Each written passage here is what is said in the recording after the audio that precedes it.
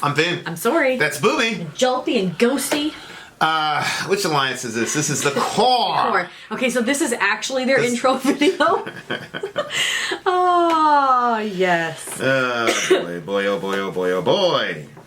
So they said that because Avenged Sevenfold has been a staple group, we haven't been able to review any of their live performances, so they give to us critical acclaim.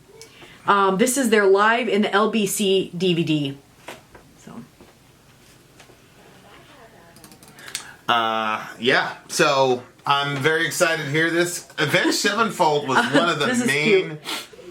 They were one of the main bands that started off this channel. I remember it was if you get somebody to subscribe, then you can make a song request, and then we did Avenged Sevenfold. We didn't know anything about the algorithm or anything like that. So we'd go in and we'd check our comments, and I'm like, oh wow, there's another Avenged Sevenfold. Oh, we didn't know that the more Avenged Sevenfold you do, the more Avenged Sevenfold you're gonna get. Yes, there was also something else funny about Avenged Sevenfold. They were the first ones that we received we're not gonna monetize your video for. Yes. And you said, that's fine. We won't do another Avenged Sevenfold song ever. And then all of a sudden we started getting all these other ones and we realized, wait, none of our stuff can be monetized. Right. And then that's when I figured out, oh, that's why all the other channels are breaking up their videos. Now it's all becoming clear. Yep. They said there's going to be a few of the lyrics that are not in this live version because they were so busy hyping up the crowd they missed some of their lines, I guess. Oh, never fear. I have the lyrics right here. If you want to be down with an alliance, dear listener, all you have to do is $1 at the gate for Patreon. You get hooked up. The Core is probably one of the more fun alliances, I think. Is that where Leah is? Yeah, that's where Leah is. Leah is obviously a village. Leah's OG, man. Leah's the first one to talk to us and comment. Yep. Leah's one of those people where I'm like, I wish I had more time in the day because I would be messaging her more. Oh my gosh. I'm so happy that Leah does not live next to us because if she did, you guys would be ganging up on the big homie.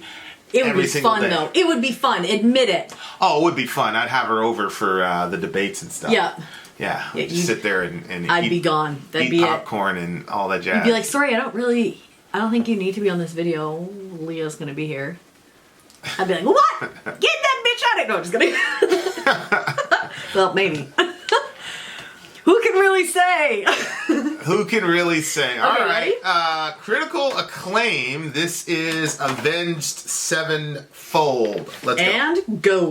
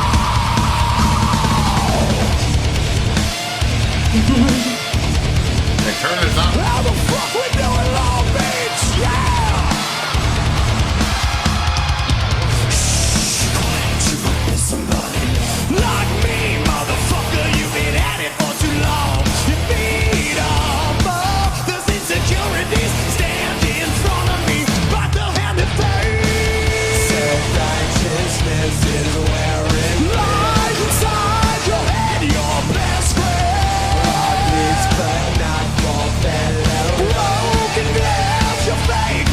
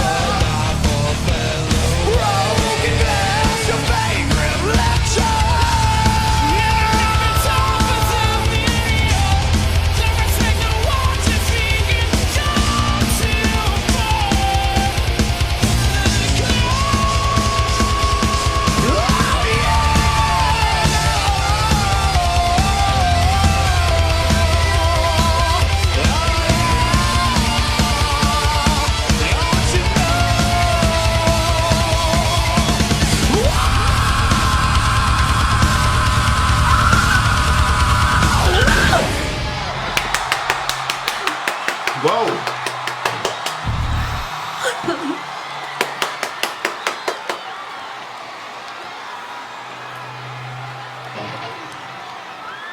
And here we are again, Southern California, my favorite place to fucking be in the goddamn world. Long Beach, ready to rock and roll tonight!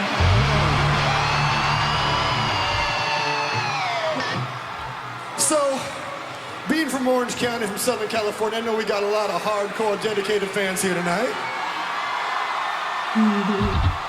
We got a lot of kids that know all the shit, the new shit, the old shit. Let's play something old for them right now.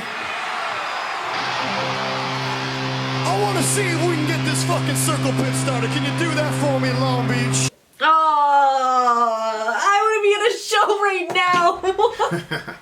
Sure enough. Oh my word. Sure Do you enough. think, I feel like because I've only been to metal shows, that if all of a sudden like I went to like a country show or something, I'd be like, what? Probably. Probably. Do they always like, I'll never lose the love of watching somebody crowd surf. Do like other genres of music do that? Honey, Or you have no I've idea? never been to a Well, I never country. thought that you went to a country, but have you ever been to any other Beyonce or something, or Cardi B? I'd go to I'd get backstage passes for Cardi And B. take me up on the stage. Uh, I'd bring a pea shooter. so it looks like this is talking about people that are mad at America or the troops. Oh, really? I wasn't listening. I was just. How does it feel to know that someone's kid in the heart of America has blood on their hands, fighting to defend your rights so you can maintain the lifestyle that insults his family's existence? Well, where I'm from, we have a special little salute. We aim high in the air towards all those pompous assholes who spend their days pointing fingers. Fuck you. Oh my gosh. So this is all the way from the east to the west. We got this high society looking down on their very foundation, constantly reminding us that our actions are the cause of all of their problems. Pointing their fingers in every direction, blaming their own nation for who wins elections. They never contributed a fucking thing to their country they love to criticize. Excuse the obscene, ignore the untrue. Depictions we see, try and get through. Admitting mistakes can hurt. I'm not the last, but I sure ain't the first. Yeah, I mean, I think So, wait a minute. He's talking about. it looks like he's talking about people who are dissing the military and the sacrifices that military people have to make. As he says, there's a kid in the heartland of America with blood on his hands, fighting to defend your rights so you can maintain your lifestyle that insults his family's existence. So I think I'm missing something. What's happening? What do you mean how does that insult his family's existence? You're saying some family has sacrificed so their kid can go overseas and their kid came up with blood on his kid. no, he's a soldier. Well, yeah, I know. So But it's still their son. He's a soldier, and he killed people. Right, and he comes back And with so blood he on his comes hands. back Yeah. with blood on his hands. But and he was doing it to and defend your rights to maintain the lifestyle that insults his family's existence. Well, he's saying What lifestyle? fighting to defend your rights so you can maintain the life. You know, the cushy American lifestyle you have. Here's a guy that's signed the dotted line to go And it defend. insults his family existence And then because they've here- had to suffer so much. Well, no, it's basically he's talking about anti-war protesters, basically. So this is kind of like we should probably release this back to back with the other one that we did, because this is 2007. The other one was 2006. Yeah, So of course, this 2008. this is sort of like the kind of answer to the previous song that we did. You know.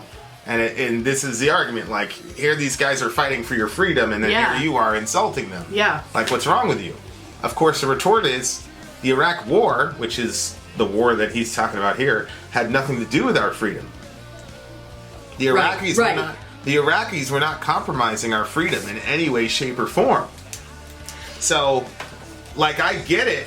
And of course, what you can say is, no, the Iraq War had nothing to do with our freedom. But the soldiers who went there signed up. That was their motive. Their motive was to defend our freedom, and especially post 9/11.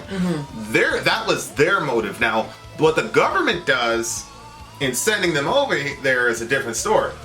Yeah. Right? And so same thing with Vietnam. Yeah. Like, that was the thing with Vietnam. Like, we don't stop the commies now. They're going to come and infiltrate and take over the world and da-da-da-da. So Yeah. we're going to send people over there and yada, yada, yada. So that's kind of why, you know, it's a very, very thin line. On the one hand, I don't think that, you know, especially in Vietnam, they did a horrible job at this, where the American soldier was demonized, came back, spit in his face, all that type of craziness. I don't think that that's what happened when soldiers came back from Iraq. We did not treat them that way. So to protest against the Iraq war is not to disrespect the American soldier. But I do think that there were people that were, you want to call them, overzealous about criticizing the Iraq war, that basically wanted to completely wholesale say that everything America did was wrong and blah blah blah blah blah.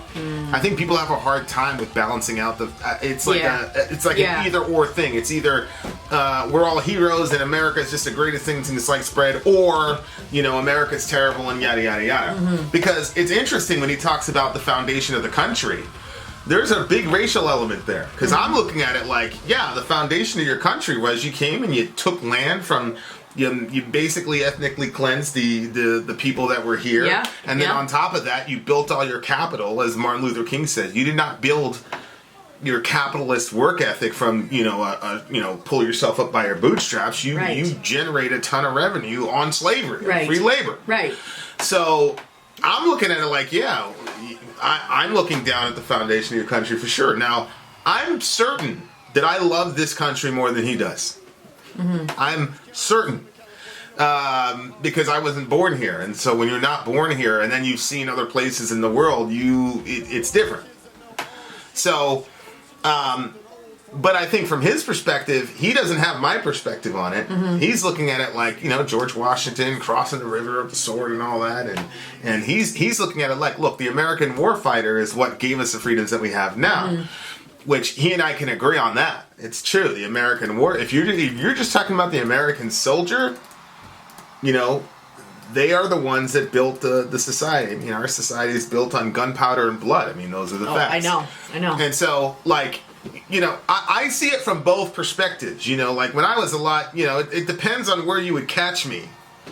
You know, like when I was reading my, you know, Alex Haley and Marcus Garvey, I'm like, fuck America. You know what I mean? Like, and then, you know, 9/11 happened, and that I swung the other way. I'm like, if you fuck with America, I'll kill you. I'll kill you and your whole family. You know what I mean? So, like, you know, now I'm a little bit older. I've seen a couple things, and I'm like, oh, okay, it's a lot more complex than either or. But, you know, this, we probably really should release those things back to back. Yeah, I agree. Because this kind of illustrates, like, what was going on at the time. Well, this one we can release as the main stage, and the other one we can do as the underground. Sure. So, scroll down, honey. It was saying, I see what they're saying, and I feel like I kind of understand what you're talking about. Wait a minute, blaming their own nation for the elections of who wins elections? Yeah. So, like, what's that?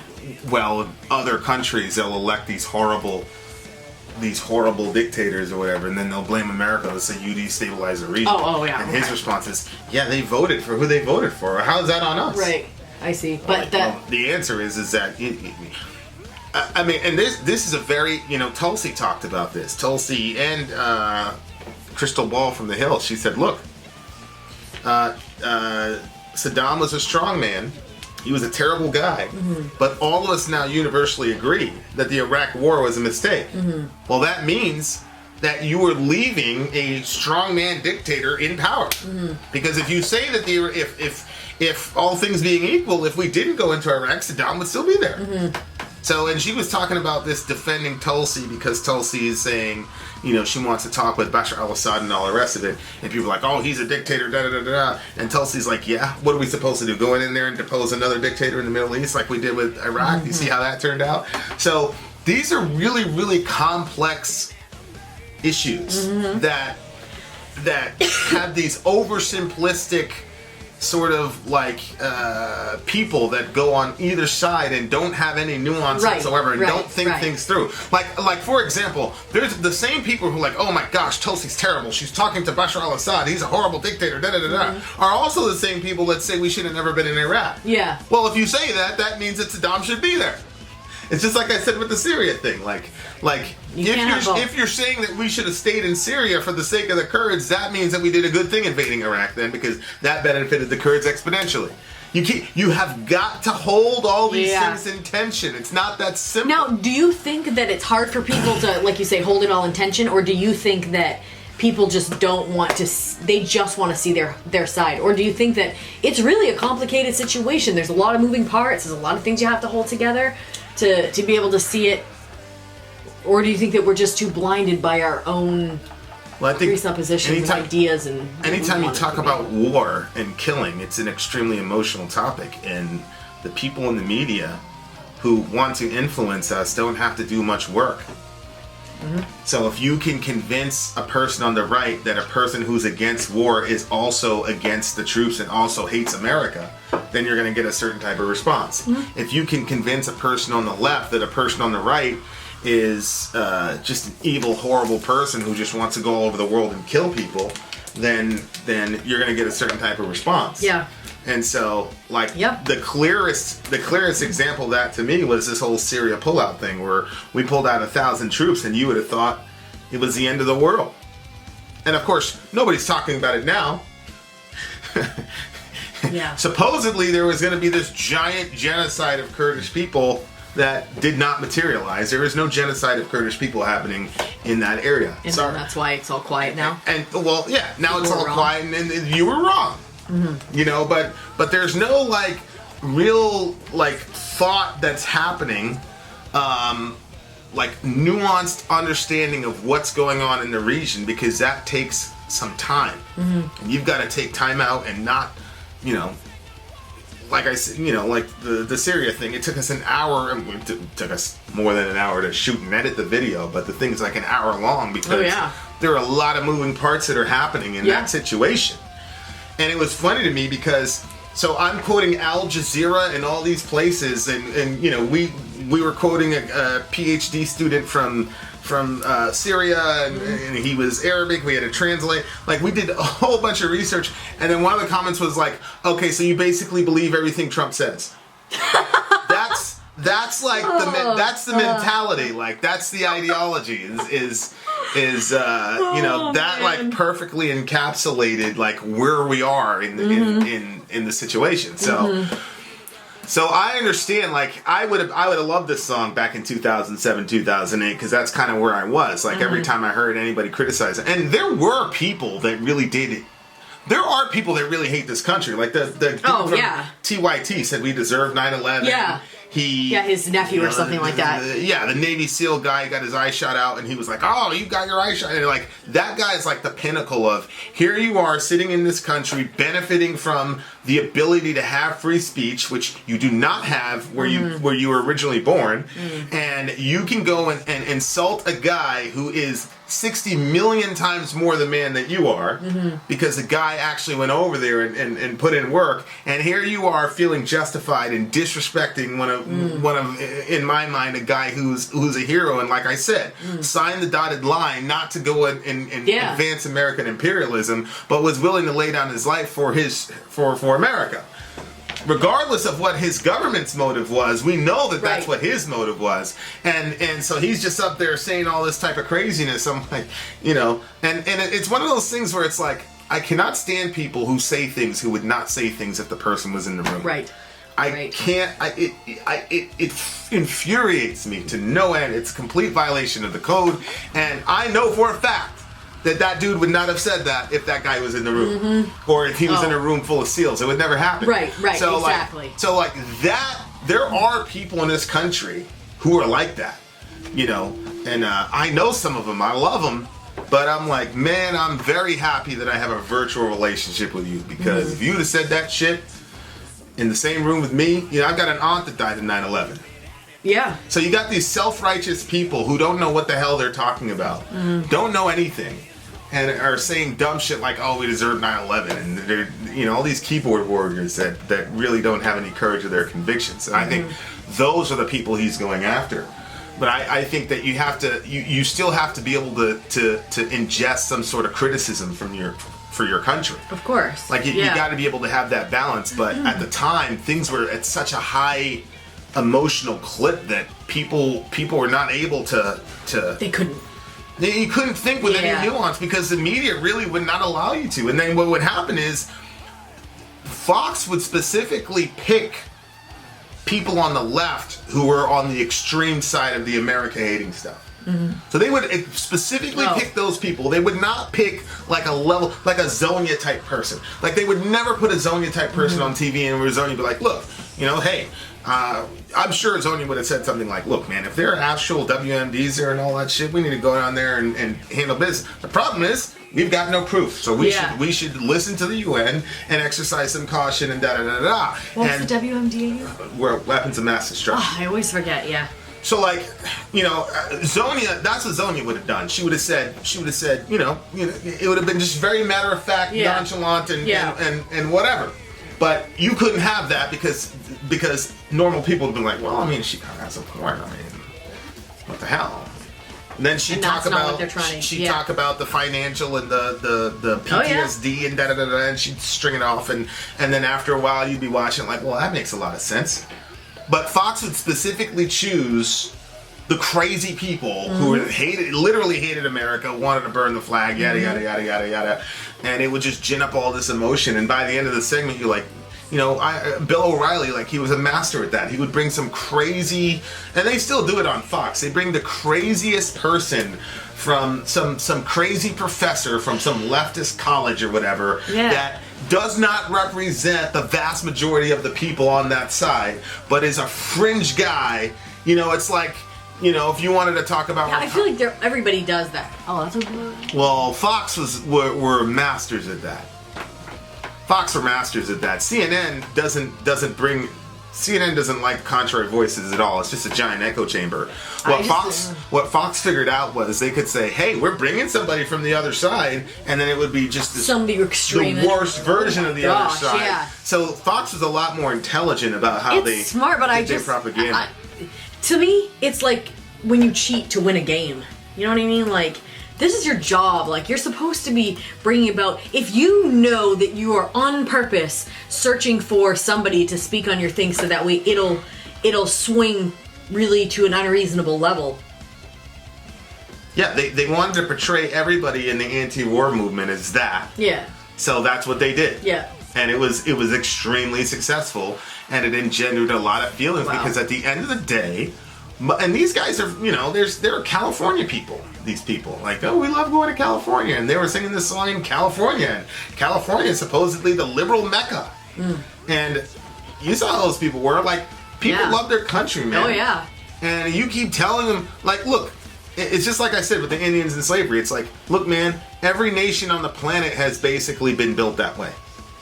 And even the Native Americans were fighting and killing each other and taking each other's land. And Africans sold other Africans into slavery. So obviously from our perspective, this is an original sin issue. This is not a racial issue. This is not a regional issue where somehow white, Americans or colonialists are like especially bad people. No, this is human nature.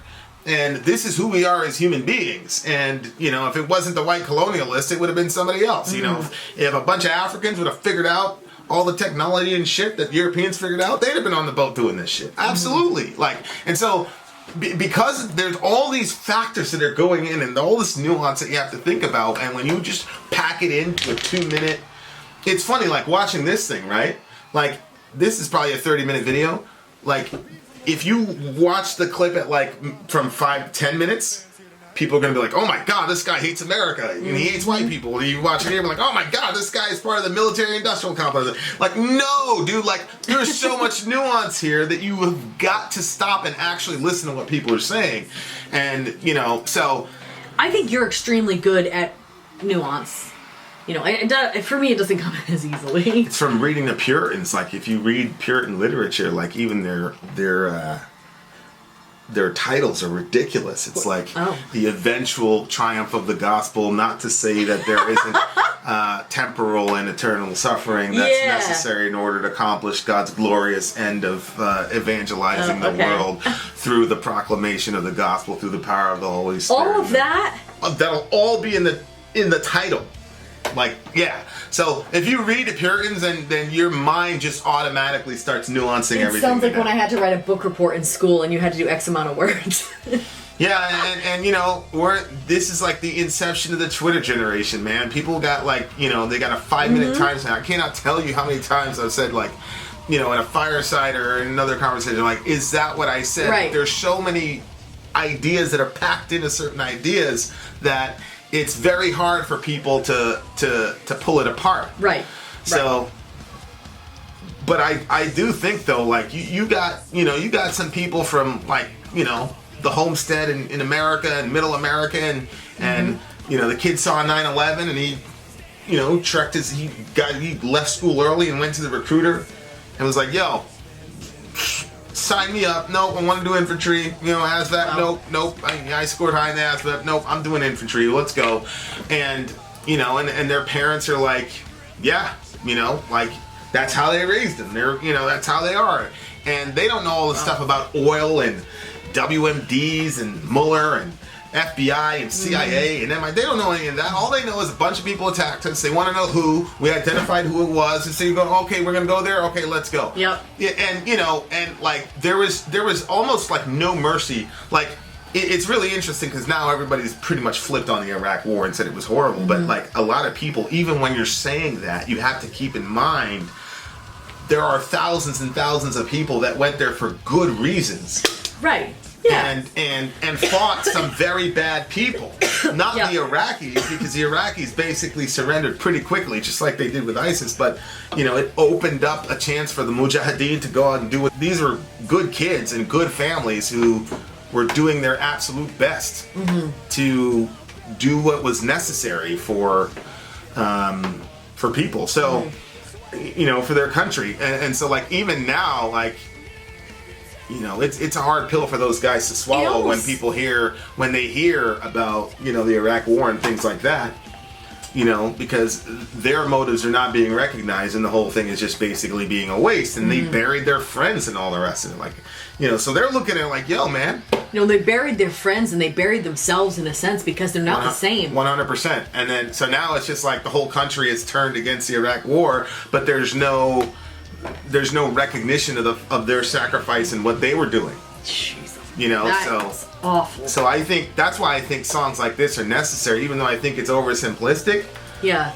But at the same time, it's like maybe, you know, a guy who went to Iraq and all the rest of it, like he can look at this and go, okay, there's still a segment of the population that understands where we were coming from and what we were trying to do, instead of what's happening. Because, you know, when I do it, you know, I talk about the Iraq War, it was a mistake and all the rest of it, and I'm talking about at the governmental level of the intelligence apparatus, all the rest of it. That's what I'm talking. I'm not talking about like the soldier on the ground and all the rest of it, but that's, you know, I'm assuming that's some pretty cold comfort for these guys who basically their entire nation has now told them like everything you did was wrong and all your friends died for nothing. Your friends died in Nasiriyah for nothing. That's awful. You know, at the time, you know, they were told, okay, WMD, and then it was like, look at the suffering of these people. We can help take out a dictator. And you're doing something historical, and you know, the kids are going to read about this in history books. You know, like Saddam Hussein, and you were part of the, you know, whatever, and all those things. But now it's like all of it was for nothing. You know, so I think that's a very, very, very, very tough pill to swallow for these guys. Very tough pill to swallow. So I think songs like this have their place. But and I think you're right. Like, it's a tough pill for the person to swallow that went over there.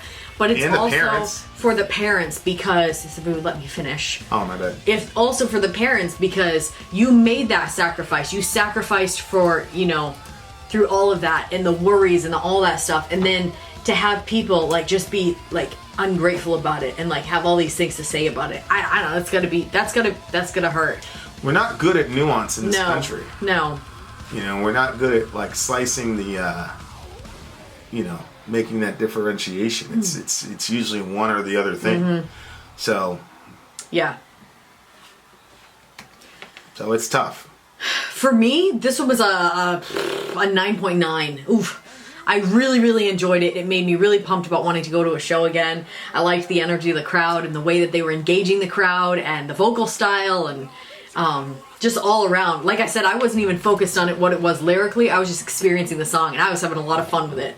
I was like, almost like pretending I was at the show. And I was thinking about when we've done the show reviews, and I'm like, this is why people like it, because you miss the shows, and you can't go to shows all the time. So when you get to see somebody else, well, besides us, like people are not in our situation, I think.